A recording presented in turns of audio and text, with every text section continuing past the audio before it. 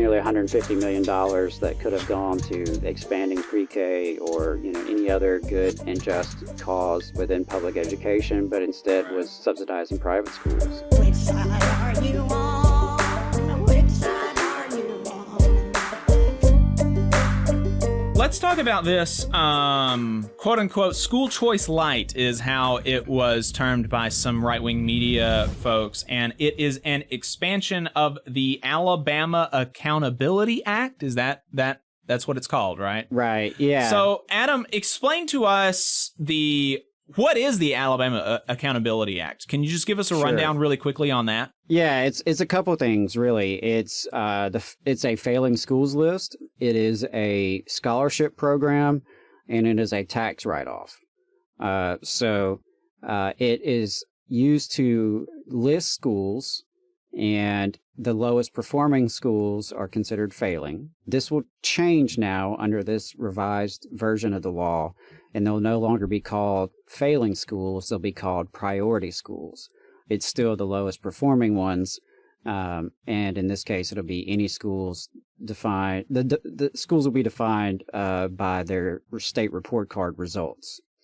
So that's relevant because it impacts the private school scholarship eligibility. The Accountability Act, the biggest piece of it is a voucher program, more or less. It is a private school scholarship program, and through that, it is also a tax write-off for wealthy donors. So if you are a wealthy benefactor, you can donate to a SGO, a scholarship granting organization, and get this written off your taxes. The SGO, the scholarship granting organization, in turn, gives a scholarship to a student to attend a private school. And this comes from the Education Trust Fund budget, all of this money. And so they're loosening up the Accountability Act, some of the requirements. They're expanding it basically to cover more people and to have more money devoted to this. So a couple of other changes in the law. Previously, you had to qualify for the scholarship, your household income for a family of four had to be below $55,500. The new language increases that amount to $75,000. And there's also going to be an expansion of about $20 million more devoted to this program. And the bill would also raise the maximum scholarship to $10,000 per student. So it's, it's another means to funnel private or public tax dollars into private pockets, basically. Some wealthy folks have benefited off running the SGOs and using these as tax write-offs. And then you've got private schools who are being subsidized, basically, with public school dollars through this program. And it's, it's not a significant number of people we're talking about. They expect the enrollment to go up by, a couple hundred folks. So not a significant cost in the grand scheme of things. But it's just sort of been one of the ways in which Alabama Republicans have whittled away at education. Mm-hmm. This was Dale Marsh's prized bill. He fought very hard to get this done under sketchy circumstances.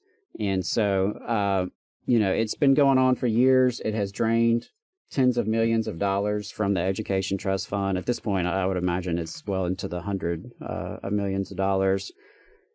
And there's really no evidence that it does anything of value, frankly. Obviously, the private schools like it because it subsidizes their tuition, and they can reach out to, where anecdotally, where I've heard a lot about this is in recruiting athletes. Private schools who would like to have really talented basketball players or football players can, use the state subsidy to get those kids in the door. So that's something, that I have heard about, can't tell you how much, how widespread that is. But at the end of the day, about 25,900 scholarships have been awarded under this program, paying about $147.4 million in tuition, mostly to private and religious schools. So, that's nearly $150 million that could have gone to expanding pre-K or, any other good and just cause within public education, but instead was subsidizing private schools. Yeah, not to foreshadow too much for another segment later in the program, but I had thought that over the last 10 years, the Republicans down in Montgomery were just really shoveling money into public schools. That's what some people are saying. Right, yeah, interesting. There is a surplus in the budget this year, and that does not necessarily mean education spending has been a priority by the House Republicans or the Senate Republicans, though. And this is, like I said, just one of many components of school privatization and corporate education reform that has taken shape in this state over the past decade or so. They're loosening this. They're pushing vouchers. Charters are expanding in the state. So you've got attacks from multiple directions really happening here in public schools. You just saw a clip from the Valley Labor Report. We are live every Saturday morning from 9:30 a.m. till 12:30 p.m. And we pride ourselves on keeping all of our content free to everybody so that we can talk to as many working folks as possible. If you support the work that we're doing, you think that it's important, you think that it's good, then consider making a monthly contribution to the project, and you can do that on our website, tvlr.fm. Which side are you on?